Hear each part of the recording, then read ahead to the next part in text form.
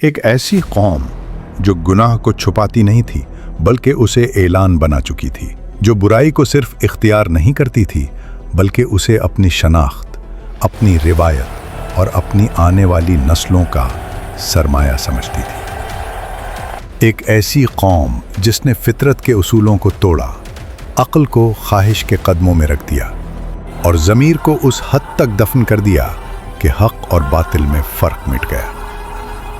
ایک ایسی قوم جو یہ سمجھ بیٹھی تھی کہ طاقت، تعداد اور وقتی آزادی ہی سب کچھ ہے، اور پھر ایک ایسا نبی جو اسی اندھیرے میں تنہا کھڑا رہا، نہ تلوار کے ساتھ، نہ لشکر کے ساتھ، بلکہ صرف سچ کے ساتھ مسلسل خبردار کرتا رہا، مسلسل پکارتا رہا، مسلسل یاد دلاتا رہا کہ پلٹ آؤ، سنبھل جاؤ، اللہ کی طرف لوٹ آؤ۔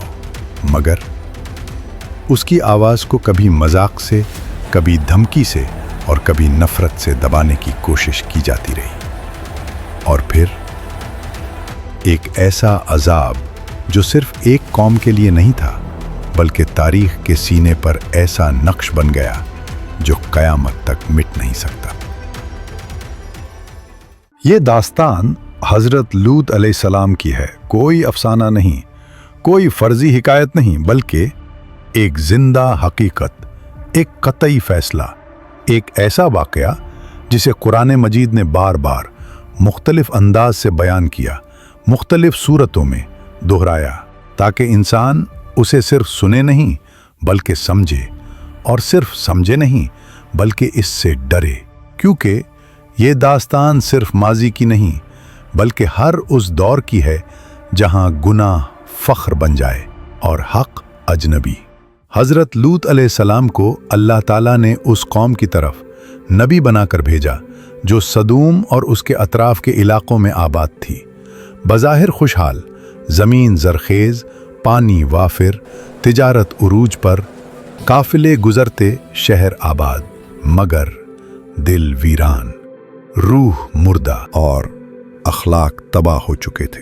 وہ لوگ صرف ایک برائی میں مبتلا نہ تھے بلکہ برائی کو نظام بنا چکے تھے۔ وہ اس پر شرمندہ نہیں تھے بلکہ اس کا دفاع کرتے تھے، اس کے حق میں دلیلیں گھڑتے تھے، اور جو کوئی انہیں ٹوکتا اسے دقیانوس، تنگ نظر اور دشمن ترقی قرار دیتے تھے۔ قرآن گواہی دیتا ہے کہ انہوں نے وہ بے حیائی ایجاد کی جو اس سے پہلے دنیا کی کسی قوم نے نہیں کی تھی۔ اللہ تعالیٰ فرماتا ہے، کیا تم ایسی بے حیائی کرتے ہو جو تم سے پہلے دنیا والوں میں سے کسی نے نہیں کی؟ تم عورتوں کو چھوڑ کر مردوں کے پاس خواہش سے جاتے ہو، بلکہ تم تو حد سے گزرنے والے لوگ ہو۔ اور یہ محض ایک لغزش نہ تھی بلکہ فطرت کا اعلان جنگ تھا، اللہ کے بنائے ہوئے نظام کو بدلنے کی جسارت تھی، اور یہی وہ مقام ہوتا ہے جہاں انسان صرف گناہگار نہیں رہتا بلکہ باغی بن جاتا ہے۔ حضرت لوط علیہ السلام نے اپنی قوم کو ایک دن، ایک مہینہ یا ایک سال نہیں سمجھایا بلکہ برسوں تک، دن رات، کھلے عام بھی اور تنہائی میں بھی، نرمی سے بھی اور درد سے بھی۔ انہوں نے انہیں اللہ کی رحمت یاد دلائی، اس کے عذاب سے ڈرایا، فطرت کی طرف بلایا، پاکیزگی کی دعوت دی۔ وہ کہتے تھے، اے میری قوم، اللہ سے ڈرو، میں تمہارے لیے ایک امانت دار رسول ہوں۔ تم کیوں ایسی راہ اختیار کر رہے ہو جو تمہیں تباہی کی طرف لے جا رہی ہے؟ مگر جواب میں انہیں ہنسی ملی، طنز ملا، دھمکیاں ملی۔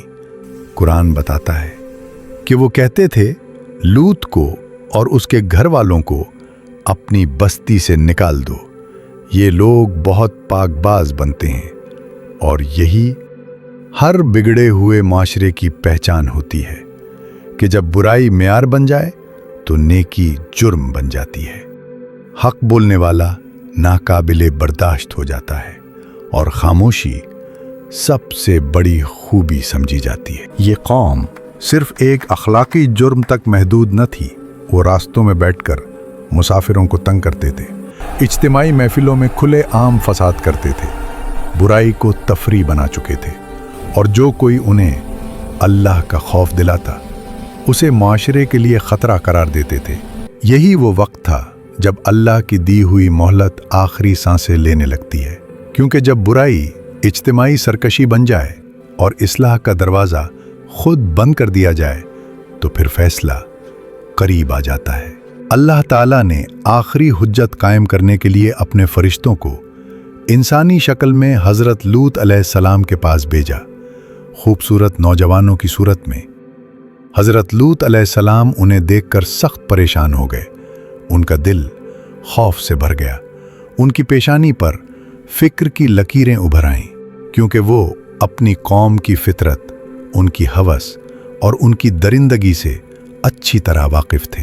कुरान कहता है, जब हमारे फरिश्ते लूत के पास आए तो वो उनके बारे में तंग दिल हो गए और कहने लगे, आज का दिन बड़ा सख्त है। ये वो लम्हा था जब एक नबी बेबस खड़ा था और कौम अपनी आखिरी हद पार करने वाली थी।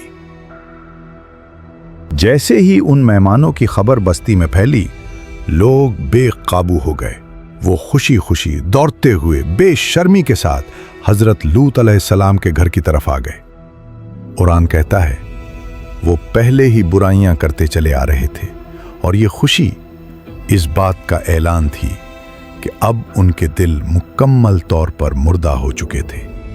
हजरत लूत अलैहिस्सलाम ने आखिरी बार उन्हें रोका, आखिरी बार समझाया, आखिरी बार अल्लाह का खौफ दिलाया। कहा, ऐ मेरी कौम, ये मेरी बेटियां हैं, ये तुम्हारे लिए ज्यादा पाकीज़ा हैं। अल्लाह से डरो और मुझे मेरे मेहमानों के बारे में रुस्वा न करो। मगर वो न रुके।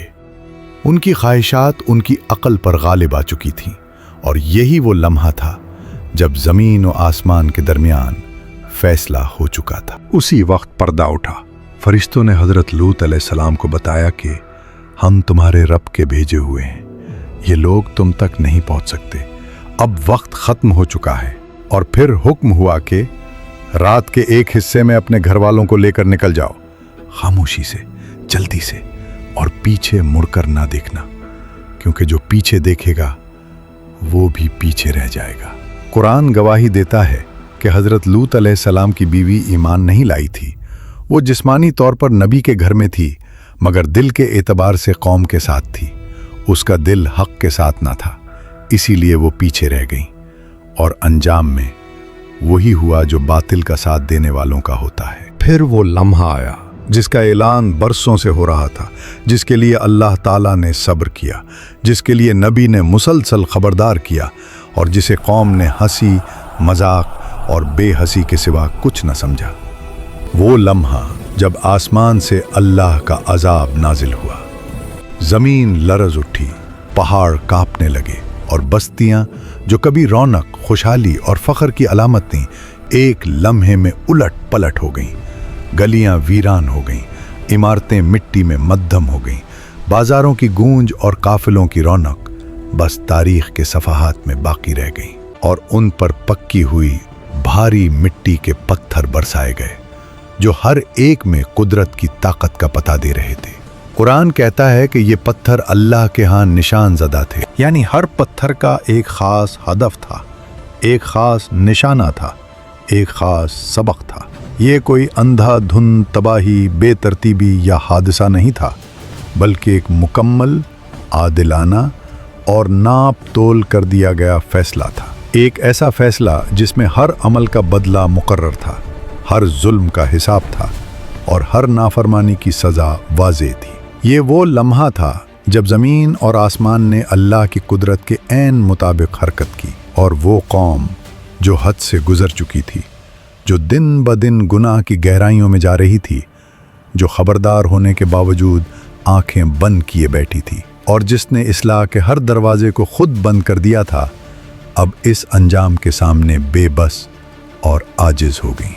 उनके मुंह से सिर्फ सरसर निकला, उनकी चीखें और फरियादें हुआ में तहलील हो गईं, और हर आंख जो हक देखने से इनकार करती रही, इस लम्हे हकीकत की शिद्दत के सामने खुली। हर दिल जो सख्त था उसी धमाके में लरज़ गया, और हर इंसान جو نبی کے پیغام کو رد کرتا رہا اسی انجام کا حصہ بن گیا۔ یہ لمحہ، یہ عذاب، یہ تباہی صرف ان کے لیے نہیں تھی بلکہ آنے والی نسلوں کے لیے ایک واضح نشان، ایک عبرت اور ایک یاد دہانی تھی کہ اللہ کی نافرمانی، سرکشی اور ظلم کبھی بے حساب نہیں رہتے، اور جس نے حق کو چھوڑ دیا اسے آخرکار حقیقت کے سامنے جھکنا پڑتا ہے۔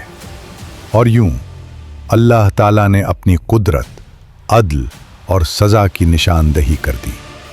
وہ قوم جو حد سے گزر چکی تھی، جو بار بار خبردار ہونے کے باوجود سرکشی پر مصر رہی، اب صرف تاریخ کے صفحات میں ایک سبق بن کر رہ گئی۔ یہ واقعہ ہمیں یاد دلاتا ہے کہ اللہ کی نافرمانی کا انجام یقینی ہے، ظلم و فساد کبھی باقی نہیں رہتے، اور جو شخص یا قوم حق اور ہدایت کو ٹھکرا دیتا ہے اسے آخرکار اپنی غلطیوں کا حساب بھگتنا پڑتا ہے۔